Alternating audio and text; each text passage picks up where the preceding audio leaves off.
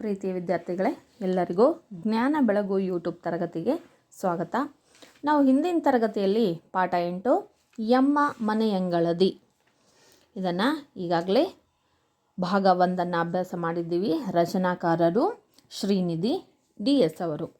ಅಂದರೆ ಇಲ್ಲಿ ಲೇಖಕರು ತಮ್ಮ ಬಾಲ್ಯವನ್ನು ನೆನಪು ಮಾಡಿಕೊಳ್ತಾ ಇದ್ದಾರೆ. ಬಾಲ್ಯದಲ್ಲಿ ಯಾವ್ಯಾವ ಆಟಗಳನ್ನು ಆಡ್ತಾಯಿದ್ರು, ಅಜ್ಜಿ ಮನೆಗೆ ಹೋದಾಗ ಅಂಗಳದಲ್ಲಿ ಆಡುವಂತಹ ಆಟಗಳು ಯಾವುದು ಅನ್ನೋದ್ರ ಬಗ್ಗೆ ಮೆಲುಕು ಹಾಕ್ತಾಯಿದ್ರು. ಇದು ಒಂದು ಲಲಿತ ಪ್ರಬಂಧ.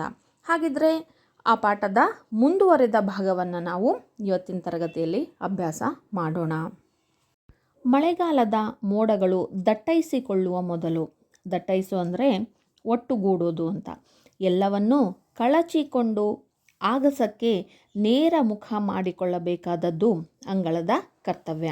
ನೋಡಿ, ಮಳೆಗಾಲ ಪ್ರಾರಂಭ ಆಯಿತು ಅಂತಂದರೆ ಮಳೆಯ ಮೋಡಗಳು ಎಲ್ಲದೂ ಸೇರಿ ಮಳೆ ಸುರಿಸೋದಕ್ಕಿಂತ ಮೊದಲು ಏನು ಮಾಡಬೇಕು? ಮಳೆ ಸುರಿದ್ರೆ ಏನಾಗ್ಬಿಡುತ್ತೆ? ಹೊರಗಡೆ ಇರ್ತಕ್ಕಂಥ ಪ್ರತಿಯೊಂದು ಕೂಡ ಹಾಳಾಗಿ ಹೋಗ್ಬಿಡುತ್ತೆ, ನೆಂದು ಹೋಗ್ಬಿಡುತ್ತೆ. ಮಳೆಯ ಮೋಡಗಳು ಬೆರಿತಾ ಇದ್ದವು, ಸೇರ್ತಾ ಇದ್ದವು. ಮಳೆಗಾಲ ಬರ್ತಾ ಇದೆ ಅಂತಂದರೆ ಎಲ್ಲವುಗಳನ್ನು ಏನು ಮಾಡಬೇಕು? ಹೊರಗಡೆ ಅಂಗಳದಲ್ಲಿ ಇರ್ತಕ್ಕಂಥ ಎಲ್ಲವುಗಳನ್ನು ಏನು ಮಾಡಬೇಕು? ತೆಗೆದು ಬದಿಗೆ ಇಡಬೇಕು. ಹಾಗಾಗಿ ಎಲ್ಲವನ್ನೂ ಕಳಚಿಕೊಂಡು ಆಗಸಕ್ಕೆ ನೇರ ಮುಖ ಮಾಡಿಕೊಳ್ಳಬೇಕಾದದ್ದು ಅಂಗಳದ ಕರ್ತವ್ಯ.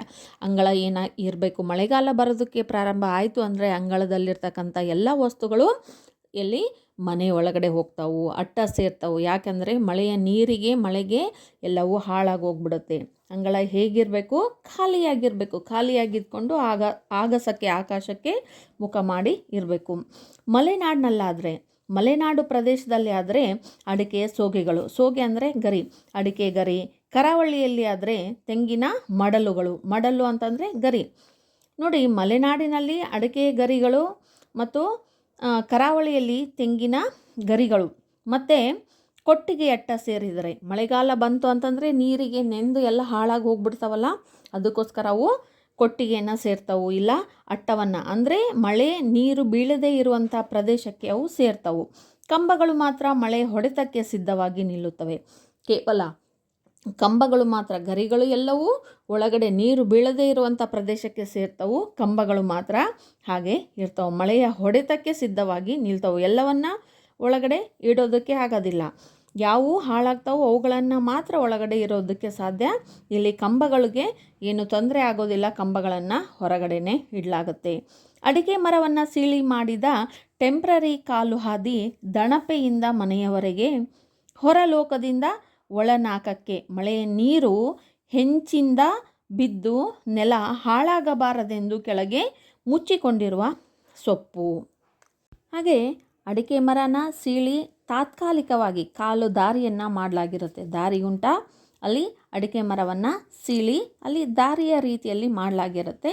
ಹಾಗೆ ದಣಪೆ ಅಂತಂದರೆ ಏನು? ಗೇಟು, ಅಂದರೆ ಮರದಿಂದ ಮಾಡಿರ್ತಕ್ಕಂತಹ ಗೇಟು, ಮರದ ಗೇಟು ಅಂತ, ಮರದ ಚೌಕಟ್ಟು. ಇದು ಮನೆಯಿಂದ ಹೊರಗಡೆ ಹೋಗೋದಕ್ಕೆ, ಹೊರಗಡೆ ಗೇಟಿಂದ ಮನೆ ಒಳಗಡೆ ಬರೋದಕ್ಕೆ ತೆಂಗಿನ ಮರವನ್ನು ಸೀಳಿ ಕಾಲು ದಾರಿಯನ್ನು ಮಾಡಲಾಗಿರುತ್ತೆ. ಮಳೆಯ ನೀರು ಹಂಚಿನ ಮೇಲೆ, ಹಂಚಿರುತ್ತಲ್ಲ, ಮಳೆಯ ನೀರು ಹಂಚಿನ ಮೇಲೆ ಬಿದ್ದು ಅದು ನೆಲಕ್ಕೆ ಬಿದ್ದಾಗ ಆ ಮಳೆಯ ನೀರು ಫೋರ್ಸಿಗೆ ಆ ಮಣ್ಣೆಲ್ಲ ಏನಾಗಿ ಹೋಗ್ಬಿಡುತ್ತೆ? ಕೊಚ್ಚಿ ಹೋಗ್ಬಿಡುತ್ತೆ. ಅಲ್ಲಿ ತಗ್ಗಾಗಿ ನೆಲ ಎಲ್ಲ ಹಾಳಾಗಿ ಹೋಗ್ಬಿಡುತ್ತೆ. ಅದಕ್ಕೋಸ್ಕರ ಹಾಳಾಗಬಾರ್ದಂತ ಕೆಳಗಡೆ ಏನಿಲ್ಲಿ ಸೊಪ್ಪುಗಳನ್ನು ಹಾಕಲಾಗಿರುತ್ತೆ. ಸೋಗೆಗಳು, ಅಡಿಕೆ ಗರಿಗಳು, ತೆಂಗಿನ ಗರಿಗಳನ್ನು ಹಾಕಲಾಗಿರುತ್ತೆ. ಮಳೆ ಬರುವಾಗ ಹಿತ್ತಲಿನ ಬಚ್ಚಲ ಮನೆಯ ಸುತ್ತ ಕೂತು ಮಳೆಯ ಸದ್ದು ಕೇಳುತ್ತಾ ಹಲಸಿನ ಬೀಜವನ್ನು, ಗೇರು ಬೀಜವನ್ನು ಸುಟ್ಕೊಂಡು ತಿನ್ನುತ್ತಾ ಕುಳಿತಿದ್ದರೆ ಅಂಗಳ ಅನಾಥ. ನೋಡಿ, ಮಳೆಗಾಲದಲ್ಲಿ ಅಂಗಳ ಅನಾಥ ಆಗಿರುತ್ತೆ.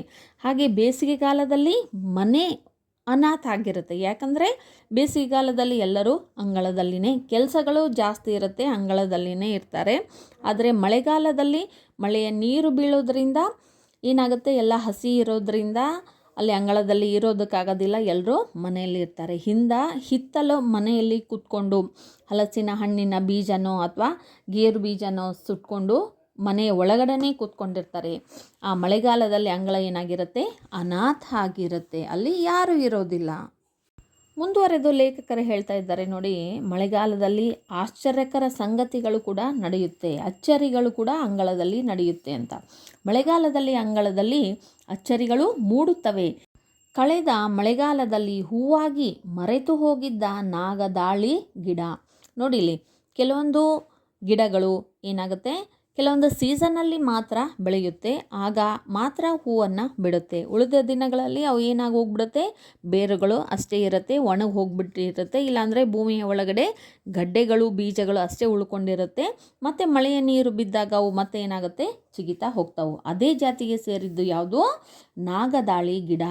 ಮೊದಲ ಮಳೆಗಾಲ ಆದ ತಕ್ಷಣ ಮರೆತು ಹೋಗ್ಬಿಟ್ಟಿತ್ತು, ಈಗ ಮಳೆಗಾಲ ಬಂದಿದೆ, ಏನಾಗ್ತಾ ಇದೆ, ಧುತ್ತೆಂದು ಅಲ್ಲೇ ಮೂಲೆಯಲ್ಲಿ ಮತ್ತೆ ಪ್ರತ್ಯಕ್ಷವಾಗಿ ಮಳೆಗೆ ಮುಖ ಒಡ್ಡುತ್ತೆ.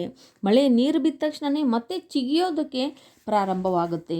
ಇನ್ನಾವುದೋ ಡೇರೆ ಹೂವಿನ ಗಿಡ ಗಡ್ಡೆಯಿಂದ ಮೂತಿ ಹೊರ ತೂರಿಸಿ ತಾನೂ ಇದ್ದೇನೆ ಎನ್ನುತ್ತದೆ. ನೋಡಿ, ಇವೆಲ್ಲ ಗಡ್ಡೆ ಇರೋವು, ಬೀಜ ಇರೋವು. ಯಾವುದಾದ್ರೂ ಬೀಜಗಳು ಬಿದ್ದಾಗ ಏನಾಗುತ್ತೆ, ಅಲ್ಲಿ ಮಳೆ ನೀರು ಬಿದ್ದು ಮೊಳಕೆ ಒಡೆದು ಅಲ್ಲಿನೂ ಕೂಡ ಮಳೆಗಾಲದಲ್ಲಿನೇ ಎಷ್ಟೊಂದು ಗಿಡಗಳು ನಮ್ಗೆ ಗೊತ್ತಿರೋದೇ ಇಲ್ಲ, ಅವು ಗಿಡ ಮರಗಳು ಹುಟ್ತಾನೆ ಇರುತ್ತೆ. ಇಲ್ಲಿ ಡೇರೆ ಹೂವಿನ ಗಿಡನೂ ಕೂಡ ಗಡ್ಡೆಯಿಂದ ನಾನು ಇದ್ದೀನಿ ಅನ್ನೋದನ್ನು ಬೆಳೆದು ತೋರಿಸ್ತಾ ಇದೆ. ಬಣ್ಣ ಬಣ್ಣದ ಗೌರಿ ಹೂಗಳ ಗಿಡ, ಯಾವುದೋ ಹಕ್ಕಿ ಉಪಕಾರಿಯಿಂದ ಹುಟ್ಟಿದ ಟೊಮೆಟೊ ಗಿಡ. ಮತ್ತು ಹಕ್ಕಿಗಳು ಯಾವುದಾದ್ರೂ ಒಂದು ಹಣ್ಣನ್ನು ಏನು ತಿಂದು ಬೀಜವನ್ನು ಬಿಸಾಕಿರ್ತಾವಲ್ಲ, ಅಲ್ಲಿನೂ ಕೂಡ ಗಿಡಗಳು ಹುಡ್ತಾ ಇದ್ದವು. ಅದನ್ನೇ ಹಕ್ಕಿಯ ಉಪಕಾರದಿಂದ ಹುಟ್ಟಿರುವಂಥ ಟೊಮೆಟೊ ಗಿಡ, ಭತ್ತದ ಸಸಿ ಎಲ್ಲ ಸಹಬಾಳ್ವೆ ಆರಂಭಿಸುತ್ತವೆ. ಯಾವ್ದ್ಯಾವ್ದನ್ನೋದು ನಮಗೆ ಗೊತ್ತಿರೋದಿಲ್ಲ, ಮಳೆಗಾಲ ಬಂದಾಗ ಗಿಡಗಳು ಬೆಳೆದಾಗ ಗೊತ್ತಾಗುತ್ತೆ.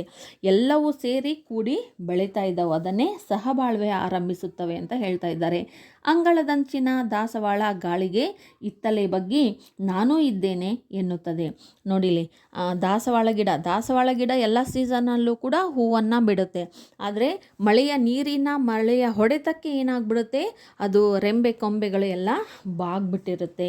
ಅದು ಗಾಳಿ ಆಗಿರ್ಬೋದು, ಮಳೆಗೆ ಆಗಿರ್ಬೋದು, ಬಾಗಿ ನಾನು ಕೂಡ ಇಲ್ಲೇ ಅದೀನಿ ಅಂತನೋ ಅದು ಬಾಗಿ ತನ್ನ ಅಸ್ತಿತ್ವವನ್ನು ತೋರಿಸ್ತಾ ಇದೆ ದಾಸವಾಳ.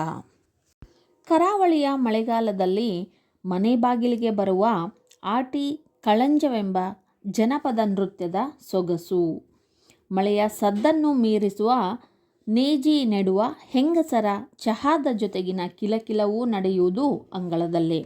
ನೋಡಿ, ಇನ್ನು ಕರಾವಳಿ ತೀರ ಪ್ರದೇಶದಲ್ಲಿ ಮಳೆಗಾಲದಲ್ಲಿ ಏನೋ ಒಂದು ಜನಪದ ನೃತ್ಯ, ಮಳೆಗಾಲದಲ್ಲಿ ಆಡುವಂತಹ ಜನಪದ ನೃತ್ಯ ಯಾವುದು, ಕಳಂಜ. ಇದು ಒಂದು ಜನಪದ ನೃತ್ಯ. ಅದರ ಸೊಗಸು ಬಹಳ ಸೊಗಸಾಗಿ ಬಹಳ ಸುಂದರವಾಗಿ ಇರುತ್ತೆ. ಮತ್ತು ಹಾಗೆಯೇ ಮಳೆಗಾಲದಲ್ಲಿನೇ ನೇಜಿ ಅಂತಂದರೆ ಏನಿಲ್ಲಿ,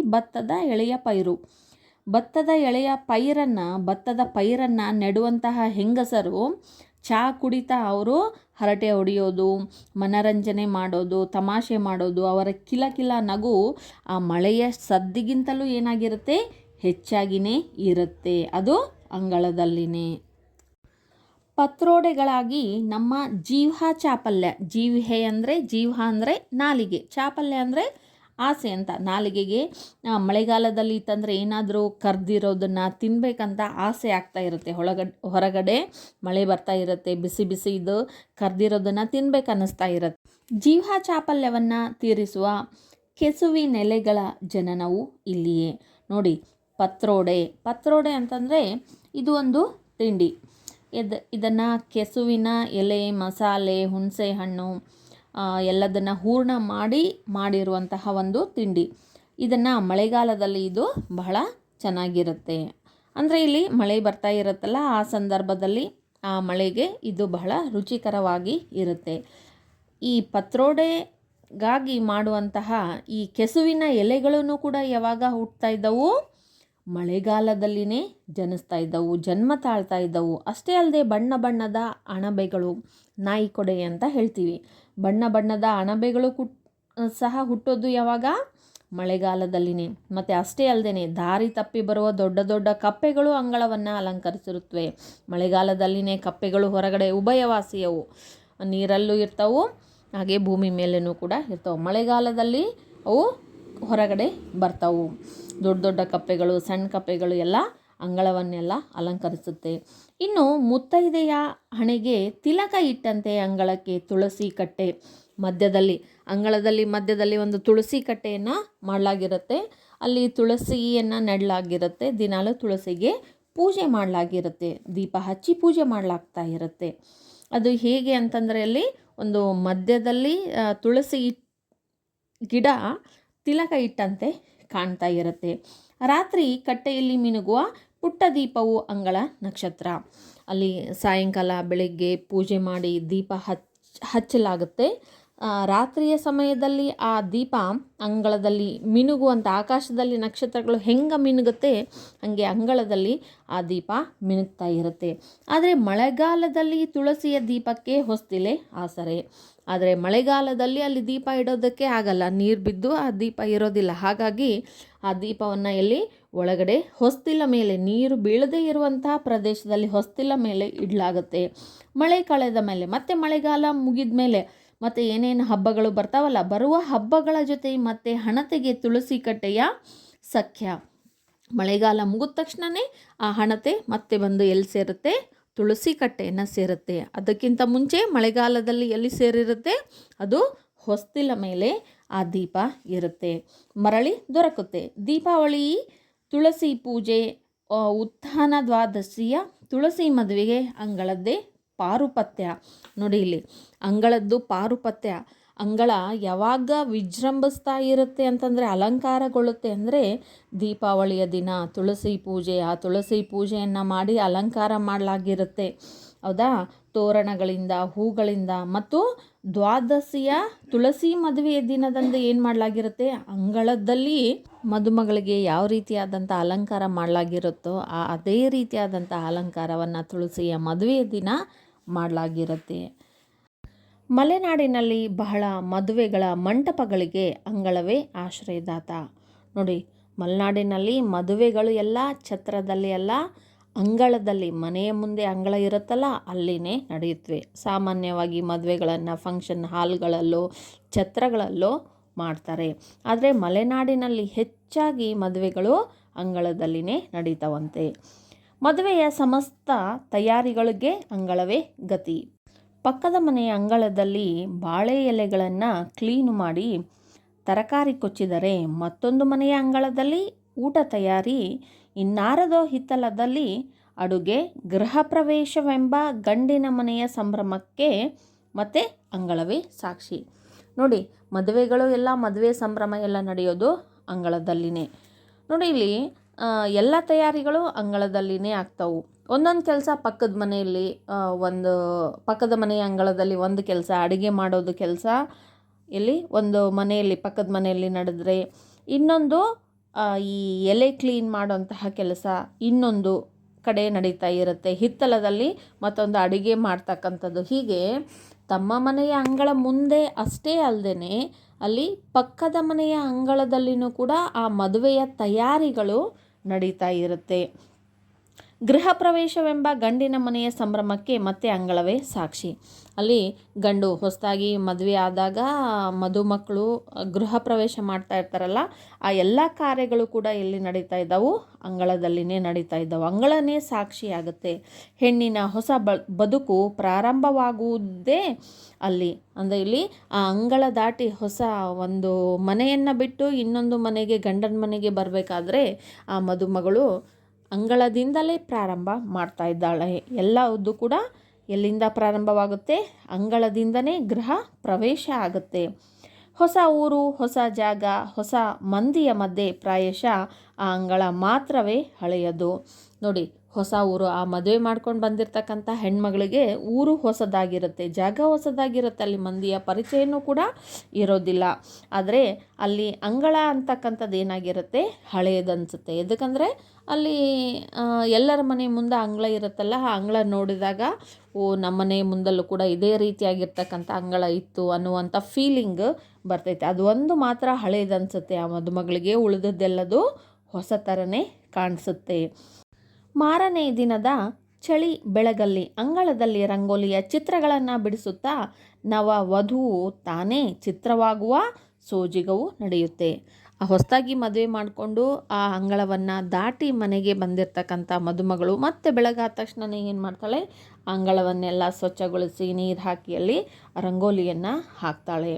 ರಂಗೋಲಿಯ ಚಿತ್ರಗಳನ್ನು ಬಿಡಿಸ್ತಾಳೆ. ಅಲ್ಲಿ ನವ ವಧು ಅಲ್ಲಿ ಚಿತ್ರ ಬಿಡಿಸೋದ್ರ ಜೊತೆಗೆ ತಾನೇ ಚಿತ್ರವಾಗ್ತಾಳೆ. ತನಗೆ ಏನು ಗೊತ್ತಿರೋದಿಲ್ಲ, ತೋಚೋದಿಲ್ಲ, ಹೊಸದಾಗಿ ಬಂದಿರ್ತಾಳೆ, ತಾನೇ ಚಿತ್ರವಾಗ್ತಾಳೆ. ಅಂತಹ ಆಶ್ಚರ್ಯನೂ ಕೂಡ ಅಂಗಳದಲ್ಲಿನೇ ನಡೆಯುತ್ತೆ. ಅಂಗಳ ಮತ್ತೆ ಯಾವುದಕ್ಕೆ ಸಾಕ್ಷಿ ಅನ್ನೋದನ್ನು ಲೇಖಕರು ಹೇಳ್ತಾ ಇದ್ದಾರೆ ನೋಡಿ. ಅಡಿಕೆ ಕೊಯ್ಲಿನ ಸಮಯದಲ್ಲಿ, ಅಡಿಕೆ ಬಂದಾಗ ಅಡಿಕೆಯನ್ನು ಕೊಯ್ಯುವಂತಹ ಸಮಯದಲ್ಲಿ ಮಲೆನಾಡಿನಲ್ಲಿ ಹಸಿರು ಹಳದಿ ಅಡಿಕೆಗಳ ರಾಶಿ ಗೊಂಚಲುಗಳು ಅಂಗಳವನ್ನು ತುಂಬಿಕೊಳ್ಳುವ ಪರಿಯೇ ಚಂದ ನೋಡಿ. ಅಡಿಕೆಯನ್ನು ಕೊಯ್ಲು ಮಾಡುವಂಥ ಸಂದರ್ಭದಲ್ಲಿ ಆ ಗೊಂಚಲುಗಳನ್ನು ಕೊಯ್ದು ಹಸಿರು ಮತ್ತು ಹಳದಿ ಅಡಿಕೆಗಳ ರಾಶಿ ಆ ಗೊಂಚಲು ರಾಶಿ ಗೊಂಚಲು ಅಂಗಳವನ್ನೆಲ್ಲ ತುಂಬಿಕೊಂಡು ಬಿಟ್ಟಿರುತ್ತೆ. ಅದನ್ನು ನೋಡೋಕೆ ಚಂದ. ಊರು ಮಂದಿಯೆಲ್ಲ ಒಂದಾಗಿ ಹಗಲೆನ್ನದೇ ರಾತ್ರಿ ಎನ್ನದೇ ಅಡಿಕೆಗಳನ್ನು ಸುಲಿಯುವ ಸಂಭ್ರಮಕ್ಕೆ ಸಾಟಿಯೇ ಇಲ್ಲ. ಅಲ್ಲಿ ಆ ಸೀಸನ್ನಲ್ಲಿ, ಕೊಯ್ಲಿನ ಸೀಸನ್ನಲ್ಲಿ ಎಲ್ಲರೂ ಕೂಡ ಅಲ್ಲಿ ಒಂದಾಗ್ಬಿಡ್ತಾರೆ. ಅಲ್ಲಿ ಅಂಗಳದ ತುಂಬ ಎಲ್ಲ ಅಡಿಕೆ ಗೊಂಚಲುಗಳೇ ಕಾಣ್ತಾ ಇರುತ್ತೆ. ಎಲ್ಲರೂ ಸೇರಿ ಒಂದಾಗಿ ಹಗಲು ಅನ್ನೋದಿಲ್ಲ, ರಾತ್ರಿ ಅನ್ನೋದಿಲ್ಲ, ಸತತವಾಗಿ ಆ ಅಡಿಕೆಯನ್ನು ಸುಲಿಯುವಂತಹದರಲ್ಲಿ ನಿರತರಾಗಿರ್ತಾರೆ. ಅಂಗಳದ ಆಚೆಗೆ ಅದೇನೇ ಆಗಿದ್ದರೂ ಒಳಗೆ ಬಂದು ಕೂತ ಮೇಲೆ ಎಲ್ಲರೂ ಒಂದೇ. ಇಲ್ಲಿ ಏನೇ ಜಗಳ ಇರಲಿ, ಮುನಿಸು ಇರಲಿ, ಪ್ರೀತಿ ವಿಶ್ವಾಸ ಅದು ಏನೇ ಇರಲಿ, ಹೊರಗಡೆ ಅಂಗಳದ ಆಚೆ ಅದು ಏನೇ ಇರಲಿ, ಯಾವ ರೀತಿಯಾಗಿರ್ತಕ್ಕಂಥ ಬೇಜಾರು ಸಂಬಂಧಗಳು ಇದ್ರೂ ಕೂಡ ಅಲ್ಲಿ ಅಂಗಳದಲ್ಲಿ ಕೂತು ಅಡಿಕೆ ಸುಲಿಯುವಂಥ ಕೆಲಸ ಮಾಡ್ತಾ ಇದ್ದಾರೆ ಅಂದರೆ ಅಲ್ಲಿ ಎಲ್ಲರೂ ಕೂಡ ಒಂದೇ. ಆ ಭಾವನೆಯಲ್ಲಿ ಇರೋದಿಲ್ಲ. ಕೇವಲ ಉದ್ದೇಶ ಏನಾಗಿರುತ್ತೆ, ಅಡಿಕೆ ಸುಲಿಯೋದಷ್ಟೇ ಆಗಿರುತ್ತೆ. ವಿದೇಶಿ ಸಾಫ್ಟ್ವೇರ್ ಕಂಪನಿಯಲ್ಲಿ ಕೆಲಸ ಮಾಡುತ್ತಿರುವ ವಾರಾಂತ್ಯದಲ್ಲಿ ಊರಿಗೆ ಬಂದ ಮನೆ ಮಗನು ಆಳು ಮಗನು ಒಟ್ಟಿಗೆ ಅಡಿಕೆ ಸುಲಿಯುತ್ತಿರುತ್ತಾರೆ.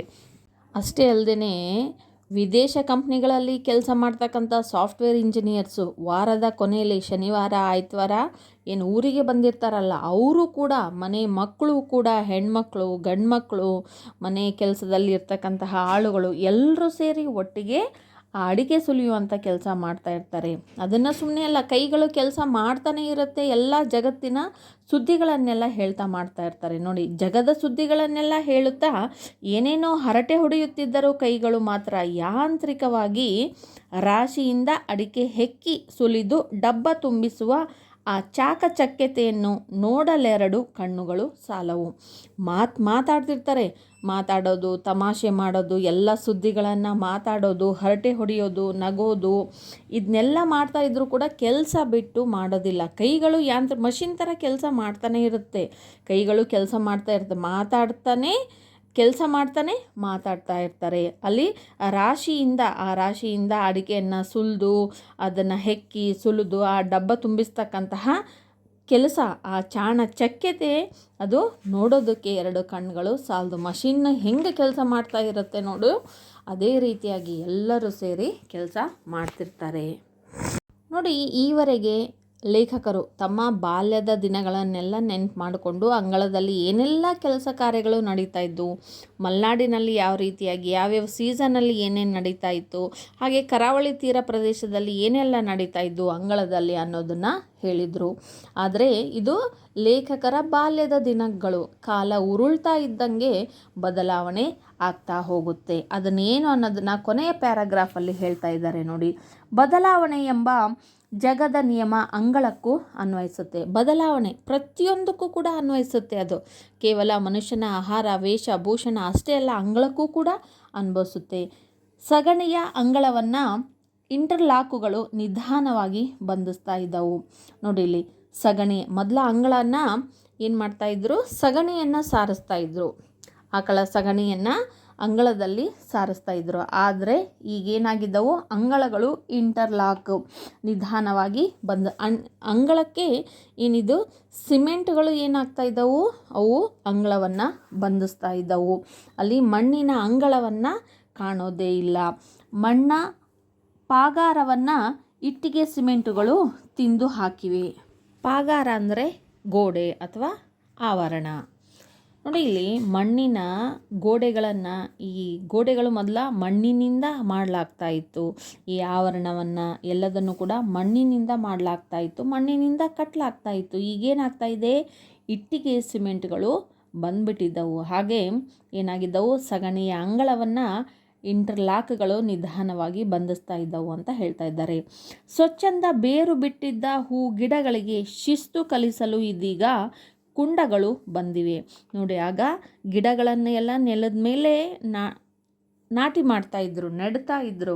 ಆದರೆ ಈಗ ಅವುಗಳಿಗೆ ಶಿಸ್ತು ಕಲಿಸೋದಕ್ಕೆ ಒಂದು ಸಣ್ಣ ಜಾಗದಲ್ಲಿ, ಒಂದು ಕುಂಡಗಳಲ್ಲಿ ಏನು ಮಾಡಲಾಗಿದೆ, ಅವುಗಳನ್ನು ಬಂಧಿಸಲಾಗಿದೆ. ಅವುಗಳಿಗೆ ಹೆಚ್ಚು ಬೆಳೆಯೋದಕ್ಕೆ ಆಳವಾಗಿ ಬೇರೂರೋದಕ್ಕೆ ಸ್ಥಳ ಅನ್ನೋದೇ ಇರೋದಿಲ್ಲ.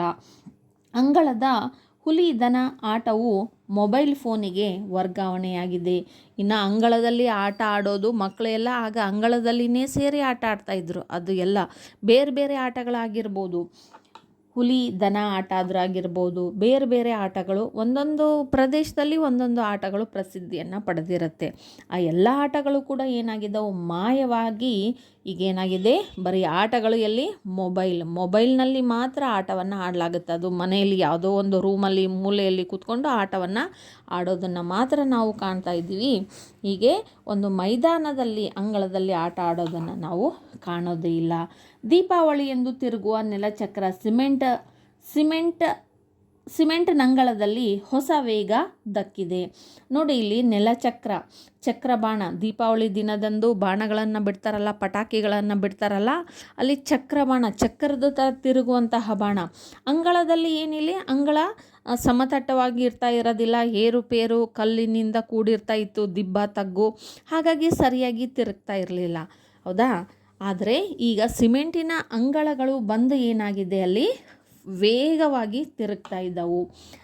ಮಳೆಗಾಲ ಬಂತಂದರೆ ಸಾಕು, ಮಣ್ಣಿನ ನೆಲ ಎಲ್ಲ ಏನಾಗಿ ಹೋಗ್ಬಿಡ್ತಾ ಇತ್ತು, ಹಸಿಯಾಗಿ ಹೋಗ್ಬಿಡ್ತಾ ಇತ್ತು. ಕಾಲಿಟ್ಟರೆ ಅದರಲ್ಲಿರ್ತಕ್ಕಂತಹ ಹಸಿ, ಆ ಮಣ್ಣೆಲ್ಲ ಕಾಲಿಗೆ ಮೆತ್ಕೊಳ್ತಾ ಇತ್ತು. ಆದರೆ ಅಮ್ಮನೀಗ ತಗಡು ಚಪ್ಪರದ ಕೆಳಗೆ ತೋಯದೆ ನಡೆಯುತ್ತಾಳೆ. ಈಗ ಏನಾಗುತ್ತೆ, ಆ ತಗಡಿನಿಂದ, ಹಂಚಿನಿಂದ, ಮೇಲಿಂದ ನೀರು ಬಿದ್ದರೂ ಕೂಡ ಅಂಗಳದಲ್ಲಿ ಗರಿಗಳನ್ನು ಹಾಕುವಂಥ ಅವಶ್ಯಕತೆಯೇ ಇಲ್ಲ. ಯಾಕೆಂದರೆ ಸಿಮೆಂಟಿನ ನೆಲ ಆಗಿರೋದ್ರಿಂದ ಅಲ್ಲಿ ನೀರು ನಿಲ್ಲೋದಿಲ್ಲ. ಮಣ್ಣು ಆಗಿತ್ತು ಅಂತಂದರೆ ಅದನ್ನು ಹೀರ್ಕೊಳ್ತಾ ಇತ್ತು, ಅಲ್ಲಿ ಏನಾಗ್ತಾ ಇತ್ತು, ಮಣ್ಣು ಹಸಿಯಾಗಿರ್ತಾ ಇತ್ತು. ಈಗ ಕಾಲುಗಳು ಕೊಳೆಯಾಗದೇ, ನೆನೆಯದೆ ಸರಳವಾಗಿ ನಡಿಬಹುದು. ಅಂಗಳದ ಕಳೆ ಅಂದರೆ ಕಸ ತೆಗೆದು ನಡು ಬಾಗಿದ್ದ ಅಜ್ಜನೀಗ ಕೋಲು ಹಿಡಿದು ನೆಟ್ಟಗಾಗಿದ್ದಾನೆ. ನೋಡಿ, ಇಲ್ಲಿ ಮಳೆಗಾಲ ಬಂತಂದರೆ ಸಾಕು, ಹಳೆ ಬೇರು, ಗಡ್ಡೆಗಳು ಮತ್ತು ಬೀಜಗಳು ಇದ್ದಾಗ ಎಲ್ಲ ಸಸಿಗಳು, ಗಿಡಗಳು ಮತ್ತು ಕಸ ಕಡ್ಡಿ ಎಲ್ಲ ಬೆಳ್ಕೊಂಡ್ಬಿಡ್ತಾ ಇತ್ತು. ಅಲ್ಲಿರ್ತಕ್ಕಂಥ ಅಜ್ಜ ಅಪ್ಪ ಇವರಿಗೆ ಬಗ್ಗಿ ಅದನ್ನೆಲ್ಲ ಕಸನ ತೆಗೆದು ಅಂಗಳನ್ನೆಲ್ಲ ಕ್ಲೀನ್ ಮಾಡಿ ಸಾಕಾಗಿ ಬೆನ್ನು ಏನಾಗೋಗ್ಬಿಟ್ಟಿತ್ತು, ನಡುನೇ ಹೋಗ್ಬಿಟ್ಟಿತ್ತು. ಅಜ್ಜ ಈಗ ಯಾವ ತೊಂದರೆ ಇಲ್ಲದೇ, ಹೌದಾ, ಆ ಸಿಮೆಂಟಿನ ಅಂಗಳ ಇರೋದ್ರಿಂದ, ಇಟ್ಟಿಗೆಗಳ ಗೋಡೆಗಳು ಅಂಗಳ ಇರೋದ್ರಿಂದ ಇದು ಯಾವ ತೊಂದರೆಯೂ ಕೂಡ ಆಗೋದಿಲ್ಲ. ಅಜ್ಜನ ನಡ ಸೀದಾ ಇದೆ. ಹಾಗೆಯೇ ಕೋಲನ್ನು ಹಿಡಿದು ಅಜ್ಜ ನಡೀತಾನೆ. ದುಸಿರು ಬಿಡುತ್ತಾ ಅಂಗಳ ಚಂದ ಕಾಣಬೇಕೆಂದು ಗುದ್ದಲಿ ಹಿಡಿದು ನೆಲ ಕೆತ್ತುತ್ತಿದ್ದ ಅಪ್ಪ ಆರಾಮ ಕುರ್ಚಿಯಲ್ಲಿ ಕೂತಿದ್ದಾನೆ. ಅಲ್ಲಿ ನೆಲ ಚಂದ ಕಾಣಬೇಕು ಅಂದ್ಕೊಂಡು ಆ ನೆಲವನ್ನೆಲ್ಲ ಸಮಾನ ಮಾಡಿ ನೆಲವನ್ನೆಲ್ಲ ಸಮಾನ ಮಾಡಿ, ಅದು ಕೆತ್ತಿ ಹೋದ ನೆಲಕ್ಕೆ ಎಲ್ಲ ಸಣ್ಣ ಸಣ್ಣ ಕಲ್ಲುಗಳನ್ನು ಇಟ್ಟು ಅದನ್ನೆಲ್ಲ ಸಮಾನಗೊಳಿಸಿ ಗುದ್ದಲಿ ಸಲಕಿ ಹಿಡಿದು ಎಲ್ಲ ಸೀದಾ ಮಾಡ್ತಾ ಇದ್ನಲ್ಲ ಅಪ್ಪ. ಈಗ ಆ ಅಪ್ಪನಿಗೆ ಆ ಕೆಲಸ ಕಡಿಮೆಯಾಗಿ ಆರಾಮ ಕುರ್ಚಿಯಲ್ಲಿ ಆರಾಮಾಗಿ ಕೂಡ್ತಾ ಇದ್ದಾನೆ. ಅಂಗಳವನ್ನು ಬಂಧಿಸಿದ ಕಾಂಪೌಂಡು ಗೋಡೆಯ ಮೇಲೆ ಅಳಿಲು ಕೂತು ಬಿಸಿಲು ಕಾಯಿಸಿಕೊಳ್ತಾ ಇದೆ. ನೋಡಿ, ಆವಾಗ ಕಾಂಪೌಂಡು ಗೋಡೆಗಳು ಇರಲಿಲ್ಲ. ಆ ಬಿದಿರಿನ ಅಥವಾ ಯಾವುದೋ ಒಂದು ಮರದ ಸೀಳಿನಿಂದ, ಅಡಿಕೆ ಸೀಳಿನಿಂದ ಮಾಡಿರ್ತಕ್ಕಂತಹ ಕಾಂಪೌಂಡುಗಳು ಇರ್ತಾಯಿದ್ವು. ಅಲ್ಲಿ ಕೂಡೋದಕ್ಕೆ ಅಳಿಲುಗಳಿಗೆ ಸ್ಥಳನೇ ಇರ್ತಾ ಇರಲಿಲ್ಲ. ಈಗ ಕಾಂಪೌಂಡ್ಗಳು ಆಗಿರೋದ್ರಿಂದ ಅಲ್ಲಿ ಕೂತ್ಕೊಳ್ಳೋದಕ್ಕೆ ಸ್ಥಳ ಇರೋದರಿಂದ ಅಳಿಲು ಕೂಡ, ಸಣ್ಣ ಸಣ್ಣ ಪಕ್ಷಿ ಅವುಗಳು ಅದರ ಮೇಲೆ ಕೂಡ್ತಾವು. ಅಳಿಲಿನಂತಹ ಪ್ರಾಣಿಗಳು ಕೂತ್ಕೊಂಡು ಬಿಸಿಲನ್ನು ಕಾಯಿಸ್ಕೊಳ್ತಾವು. ಧೂಳು ಕೆಸರುಗಳು ಅದರಾಚೆಗೆ ಉಳಿದಿವೆ. ಹಬ್ಬಕ್ಕೆಂದು ಮನೆಯ ಸುತ್ತ ಹಚ್ಚಿದ ದೀಪ ಸಾಲುಗಳನ್ನು ಅಂಗಳವು ಮಸುಕಾಗಿ ಪ್ರತಿಫಲಿಸುತ್ತಾ ತಾನು ಪ್ರಜ್ವಲಿಸ್ತಾ ಇದೆ. ನೋಡಿ ಇಲ್ಲಿ ಹೊರಗಡೆ ಮಣ್ಣು ಇತ್ತು ಅಂತಂದರೆ ಇಲ್ಲಿ ಧೂಳು ಕೆಸರು ಇರ್ತಾ ಇತ್ತು. ಆ ಧೂಳು ಕೆಸರು ಎಲ್ಲ ಏನಾಗಿದೆ, ಆಚೆಗೇ ಹೊರಗಡೆನೇ ಇದೆ. ಅವಾಗೆಲ್ಲ ಹಬ್ಬದಲ್ಲಿ ಅಥವಾ ಅಂಗಳದಲ್ಲಿ ತುಳಸಿ ಕಟ್ಟೆ ಮುಂದೆ ಒಂದು ದೀಪವನ್ನು ಹಚ್ಚಿರ್ತಾ ಇದ್ದರು. ಅದು ಏನು ಆ ಒಂದು ನಕ್ಷತ್ರದಂತೆ ಮಿನುಗ್ತಾ ಇತ್ತು. ಈಗ ಎಲ್ಲ ದೀಪಾವಳಿಯಲ್ಲಿ ಏನು ಮಾಡ್ತಾರೆ, ದೀಪಗಳ ಸಾಲುಗಳನ್ನು ಇಡ್ತಾ ಇದ್ದಾರೆ ಮತ್ತು ಹಲವಾರು ಬೇರೆ ಬೇರೆಯಾಗಿರ್ತಕ್ಕಂತಹ ಈ ಆರ್ಟಿಫಿಷಿಯಲ್ ದೀಪಗಳು, ಲೈಟ್ಗಳು ಇರೋದರಿಂದ ಏನಾಗ್ತಾ ಇದೆ, ಅಲ್ಲಿ ಅಂಗಳ ಅಂತಕ್ಕಂಥದ್ದು ಬೆಳಕಿನಿಂದ ಕೂಡಿರ್ತಾ ಇರುತ್ತೆ ಮತ್ತು ಪ್ರಜ್ವಲಿಸ್ತಾ ಇರುತ್ತೆ. ಇದು ಇತ್ತೀಚೆಗೆ ಆಗಿರ್ತಕ್ಕಂಥ ಆಧುನಿಕ ಯುಗದಲ್ಲಿ ಆಗಿರುವಂತಹ ಬದಲಾವಣೆ. ಕಾಲ ಸಮಯ ಬದಲಾದಂಗೆಲ್ಲ ಅದಕ್ಕೆ ತಕ್ಕಂತೆ ನಾವು ಕೂಡ ಬದಲಾಗಬೇಕು, ಹೊಸತನವನ್ನು ಅಳವಡಿಸ್ಕೊಂಡು ಹೋಗಬೇಕು. ಅರ್ಥ ಆಯ್ತಲ್ಲ ವಿದ್ಯಾರ್ಥಿಗಳೇ? ಬಹಳ ಸೊಗಸಾಗಿದೆ ಪಾಠ. ಯಾವಾಗ ಮುಗಿಯುತ್ತೆ ಅನ್ನೋದೇ ಗೊತ್ತಾಗೋದಿಲ್ಲ, ಬೇಜಾರು ಬರೋದಿಲ್ಲ, ಅಷ್ಟೊಂದು ರಸವತ್ತಾಗಿ ರಚನೆ ಮಾಡಲಾಗಿದೆ.